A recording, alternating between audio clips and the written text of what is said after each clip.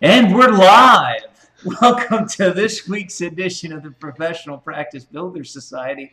I'm your laughing co-host, Chris M. Sprague, and let's see, I'll get this right. Yeah, over there. Yeah, right there. There's my co-host, Dr. Mark Kosman. Say hi to the folks, Dr. Mark. Good evening. Yes, I am Dr. Mark Kosman, the co-conspirator here of the Professional Practice Builder Society. Welcome. We're going to give you some tips and strategies tonight. Yeah, yes, we are. Dr. Mark, what the heck are we going to talk about again tonight? All right. Remind me what we're going to talk about again tonight. So you put out a little bit of a teaser, I think, earlier today about that what we really want you to do is stop marketing your product or service immediately. Immediately stop marketing your product. What in the heck are we talking about? Wait a minute. Stop marketing the product and service. Please stop marketing. And we're going to give you three really good reasons why. But we are teasing. We're teasing because what I really mean is, stop marketing your product or service directly. Stop putting that in front of the messaging that you're putting out there. We'll use a couple of examples for that. But compelling reason number one for not doing that. The reason you don't want to do that is, let's assume that I am your ideal client. And let's use, for the sake of argument, that you're maybe a massage therapist and that I've got a pain in my left shoulder. But that for whatever reason, I don't really relate to massage therapy when I'm thinking of the pain in my shoulder. Maybe I'm a chiropractic kind of guy, and I've just never gone to a massage therapist. So if you're out there marketing that you are a massage therapist, I'm ignoring your message. Not because it's not a good message, but because your language does not resonate with the conversation I'm having in my own head about my poor aching shoulder. Does that make sense? I mean, that makes a lot of sense. Before you invest lots of time, energy, money, important resources, doing what your colleagues do and putting that message out there that way, think it through. We talked a little bit last week about the fact that when I step on a tack, I need no education whatsoever about the pain that I'm experiencing in my foot. Right? Same thing with my shoulder in this example. You're the massage therapist, but I don't need any help recognizing that I have pain in my shoulder. I clearly do need help recognizing that I need massage therapy. So if you lead with the problem in your marketing, if you're using the problem as the key word, you're much more likely to catch my eye, because your message suddenly is about my pain in my shoulder, and suddenly I'm listening to your message, whereas I might close down and be literally closed-minded to your message if you led with the product or service that you're offering. Is that making sense, Chris? Yeah, it makes a lot of sense. And here's the other thing that I was thinking about when you were talking about that, is the fact that some people are closed-minded to some of our businesses, and they shouldn't be, but they naturally are, and that's just their reaction. But I get a great example. I mean, I never visited chiropractors before, and when I was with my ex-wife, she needed a chiropractor, and I finally found one that was progressive enough that I said, okay, this isn't somebody she's going to have to go to forever and a day. She's going to be able to get some actual relief from this person. So I was open to trying it, but it wasn't because he led with his product or service. So to kind of wrap point number one up, and I'll try and wrap it up and make it short here. Part of the reason you want to stop marketing you and your product or service is because I, as a client, don't really care about your product or service until I'm hurt. But the second thing is, I might turn you off, and you might be losing an ideal client just because I haven't been exposed to the right form of your treatment or your product or your service.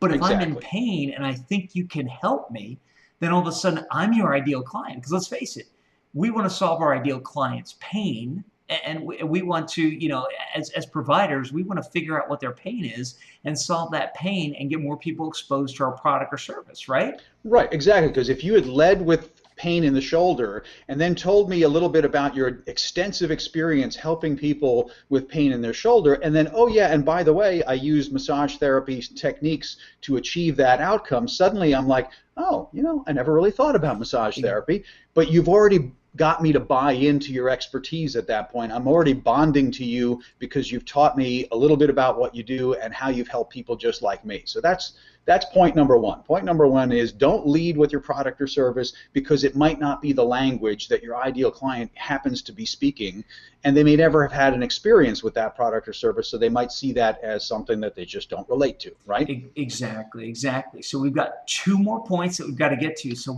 That's right. what's point number two again? Well, point number two is a little confusing at first because point number two is, well, what if you're marketing your product or service directly and I do relate to that language and I immediately resonate with it? Why would that be a bad thing? Well, I'm saying it is a bad thing because let's say that we'll go with the same example. You're leading with I'm a massage therapist. I go to massage therapists, in the past, and I do recognize that, massage therapy would actually help for my shoulder. What's the problem? Well, the problem is that I have not bonded to you as my ideal expert. I've bonded to your category, and what do we do when we search for categories? We are suddenly in commodity mode when we're shopping, and we literally are shopping. We're not learning, we're not engaging. I'm now interested in price and convenience. Let's face it, if I've decided I need a massage therapist, then I'm just looking who's geographically convenient to me, who has good reviews maybe, who's going to give me a bargain, and I'm shopping on Groupon. Is that really how you want to find your next client? You might get some people to book with you, but what are the odds they're really your ideal client when they know nothing about you and your background and your expertise? So bullet point number two is you might just succeed in getting my attention by leading with the product or service, but I may not be your ideal client. Ah, yeah, very well. And then it's kind of you have to I guess you'd have to unlearn. It kind of almost flows into point number three, which is going to be even more bizarre for people. Right. And point number three, folks, and I think it was Darren Hardy or somebody recently, some big name said this, is that the worst thing you can have happen, and this is going to sound a little odd, but the worst thing you can have happen is all of a sudden resonate with 30,000 people and have 30,000 people clamoring for your service. And now for those of you who are going, well, wait a minute, Chris, we need clients, we need customers. I want that problem, Chris. Yeah, give me that problem. Give me that problem. Here's why you actually don't want that problem. Because out of those 30,000 people, maybe 20 are your ideal client. And Right. what you're going to waste your time doing and spend your precious time doing is unlearning or unteaching or getting people to unlearn that you're the perfect person for their problem. And you're going to be spending all the time on the people who either can't afford to pay, the people you don't like to deal with, the non-ideal clients, and you're going to miss those ideal clients. And if you think about it this way, if you need 20 clients or 50 clients to be a successful business, you want to reach out and identify with those 50 clients as soon as possible. You don't want to have to go through and basically push off 29,000 other clients and say, I don't have time for you, because by the time you get to the 50, they're going to be gone and you're going to miss your ideal clients. So not only will you not have your non-ideal clients, you won't have your ideal clients either. Right, Dr. Mark? Absolutely. I worked at a medical office for a lot of years, and the last thing that they would perceive as being their problem was getting new patients. I mean, they were just absolutely overwhelmed. The medical docs in the office were seeing 30 to 40 patients a day. But they're exactly in the category that you're talking about. On one level, you would say, okay, these guys are wildly successful, right? They've got more they've got more referrals than they can possibly handle, and they're just kind of trying to pack them all in. But our definition of success goes a little bit beyond just filling your calendar. I mean, great. If your calendar is empty, you want to fill it, we get that.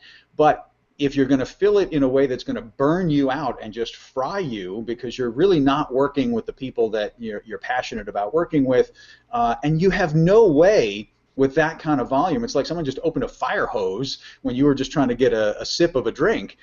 You have no way now of sorting through this onslaught to find who are my ideal clients. So, being too successful in your marketing can be a problem if your marketing is not specific enough and you're not messaging in a way that is actually connecting with the people that you really want to work with. So be careful what you wish for, I guess, is what bullet point number 3 says.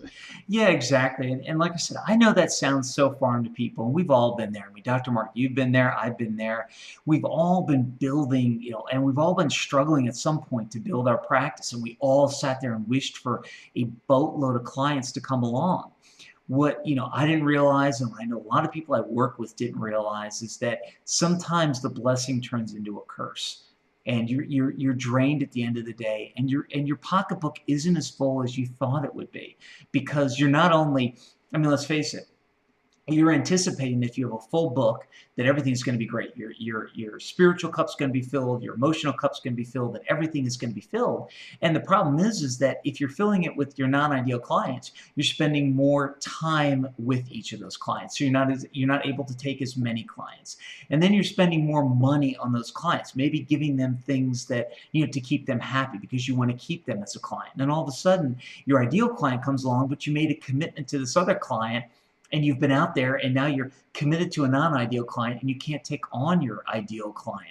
I mean, I'll be the first one to tell you, if you really need the business, fine, take whatever client you can get, but just realize that at the beginning, when you're struggling, when you're building your business, taking any client you can get is much different than going out and wishing for a book full of clients and marketing your services. I mean, it's to kind of wrap this back up.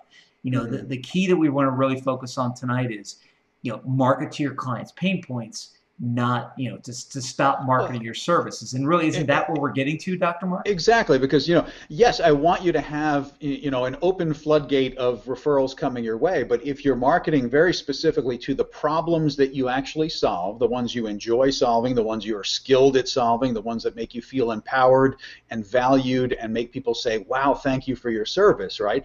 That's what we really want in our practices. And so all of this is to say it's not about really stopping to market your product or service. It's stop using the language of your product or service, start using the client's language of the problem, and you're going to attract the right clients. We're calling this attraction-based content marketing. You're crafting content messages around the problems you solve, the pain in my shoulder. You're then connecting with me around your expertise at helping with the pain in my shoulder. You're then educating me that massage therapy might be the way to go for me, and I've built a relationship with you through the content that you're creating, and I feel much more comfortable coming to you because we're a good fit. So that's what we're really sort of teasing at and talking about when we say stop marketing your products and services and start engaging, start connecting, start creating good stuff that teaches people why they are going to discover that your product or service is right for them. But they're not, let's face it, you can pick any product or service. The one I always like to joke with is, I go to Home Depot and I got to go buy a drill, but nobody wants a drill. What we want is the right tool to make a really good hole. And it's the hole that I want to create. If something else made it better than a power drill, that's what I would want. So that's the bottom line. And this really leads us into what our theme for March is going to be, and our ongoing theme for May. May, for March, for May. Geez, I'm only a couple of months behind the time. You're working backwards. Yeah, exactly. This really leads us into the theme. Or you're really planning ahead. Yeah, exactly. March of 2015. Now this really leads us into the theme for what May is going to be all about, and what we're going to do not only tomorrow, but on our on our future Wednesday night calls in May. Do you want to give maybe a 30-second overview of what we're doing, of what we're looking at doing in May?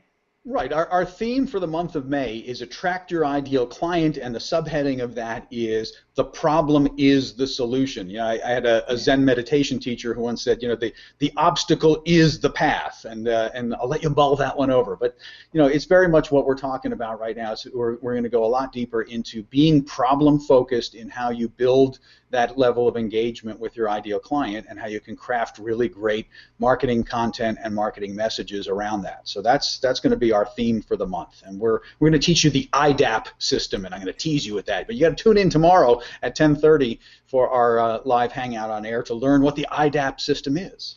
Yeah, exactly. Yeah. So a couple things here, folks, real quick. One, we hope you enjoyed tonight, and we have two calls to action for you, and they kind of all tie together. The first is the weekly tips and strategy show. What we really want you to do, if you're viewing this on YouTube or Google Hangouts or some other place on the net, or watching the replay, make sure you go to the link that's kind of right below our names, underneath there, ppbsociety.com.